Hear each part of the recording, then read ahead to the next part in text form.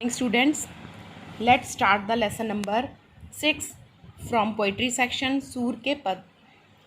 सबसे पहले इन पंक्तियों में सूरदास जी क्या बता रहे हैं, मतलब अलग अलग पंक्तियों में वे क्या बताना चाह रहे हैं, इसके बारे में मैं आपको क्लियर करती हूँ। प्रथम पंक्तियों में सूरदास जी ने माता यशोदा के वात्सल्य का सजीव चित्रण किया है।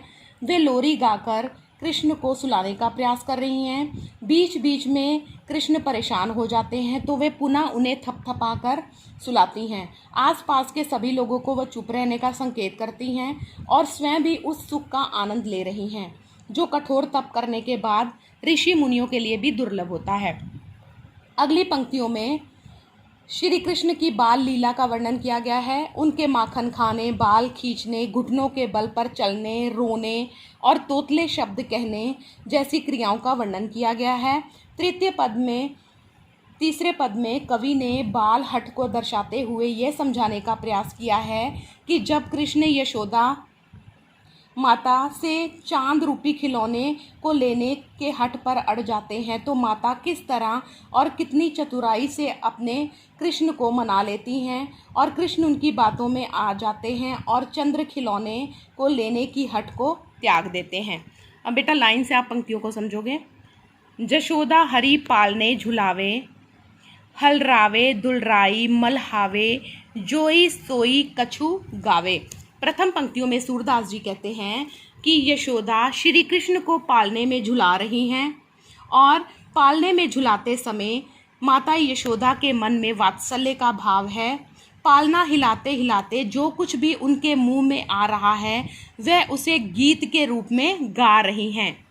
फर्स्ट दो पंक्तियों में ये बताया गया है और अगली पंक्तियों में मेरे लाल को आओ नींदरिया, काहे ना आन सुवावे, तू काहे नहीं बेगही आवे, तो को काना बुलावे।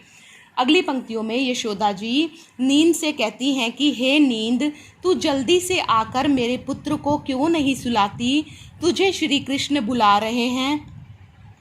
कभी श्री कृष्ण अपनी पलकों को बंद कर लेते हैं तो कभी उनके होंठ फड़कने लगते हैं। तू काहे नहीं बेगी आवे, तो को कानो बुलावे। इन पंक्तियों में माता यशोदा कहती हैं कि हे नींद, तू श्री कृष्ण के पास जल्दी क्यों नहीं आ रही है, तू मेरे पुत्र को क्यों नहीं सुला रही है, तुझे श्री कृष्ण लगातार बुला रहे हैं। कभू पलक हरि मूंद लेते हैं, कभू अदर फरकावे। अब इन पंक्तियों में कभी श्री कृष्ण अपनी पलकों को बंद कर लेते हैं और तो कभी उनके होंठ फड़कने लगते हैं। सोवत जान मौन हुए कह रह, कर कर सैन बतावे। उनको सोता देखकर श्री कृष्ण को सोता देखकर माता यशोदा सबको आंखों से संकेत कर चुप रहने को कहती हैं। इही अंतर अकुलाए उठे हर जसुमती मधुर गावे। उनको लगता है कि यदि कोई उनके पास शोर करेगा तो उनकी नींद खुल जाएगी, क्योंकि वो अभी कच्ची नींद में हैं और वे उठ जाएंगे। इसी बीच कृष्ण व्याकुल होते हैं तो माता यशोदा लोरी गाकर पुनः उन्हें सुलाने का प्रयास करती हैं।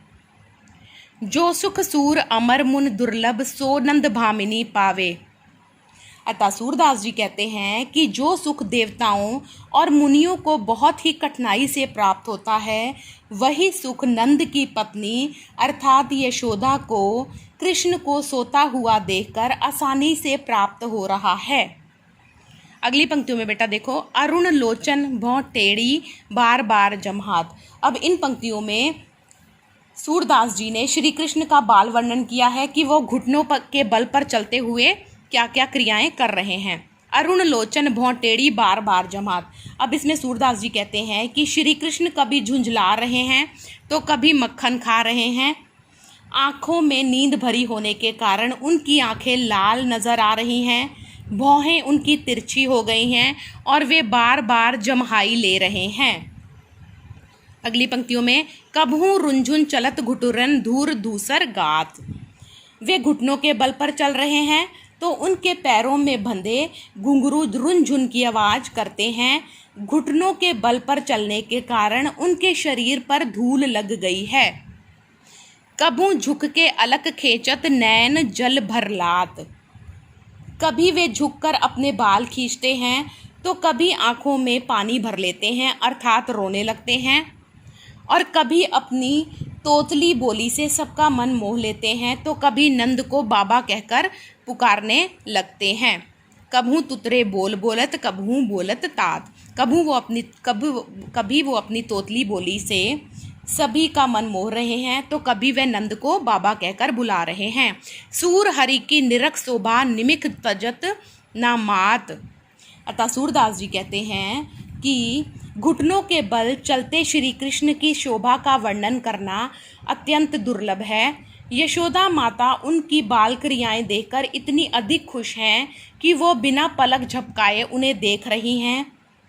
एक क्षण के लिए भी वे इस सुख से वंचित नहीं होना चाहती, अर्थात वे अपनी पलकों को एक क्षण के लिए भी झपकने नहीं देना चाहती। इसमें श्री कृष्ण की बाल लीला का सजीव चित्रण किया गया है। अब अगली पंक्तियों में देखो बेटा,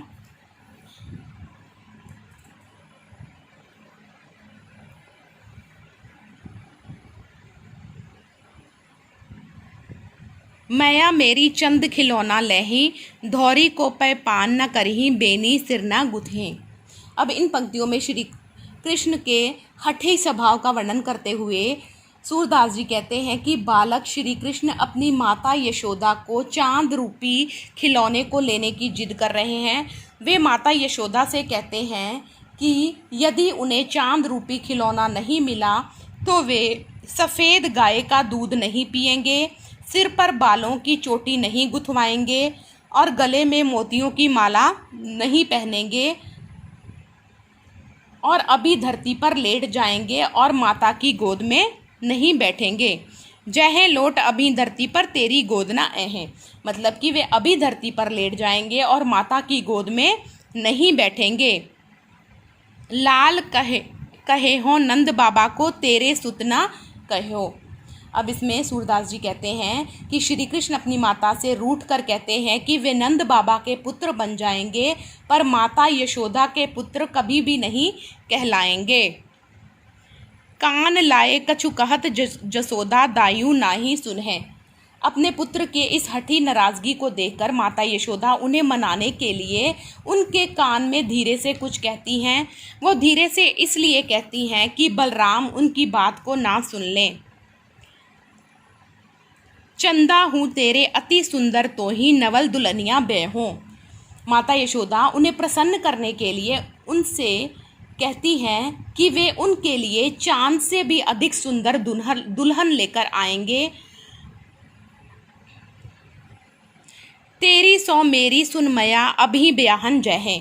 अपने विवाह की बात सुनकर बालक कृष्ण माँ के बहकावे में आ जाते हैं और अपनी हठ छोड़ देते हैं और माता को कसम देते हुए उसी वक्त विवाह करने की जिद करने लगते हैं।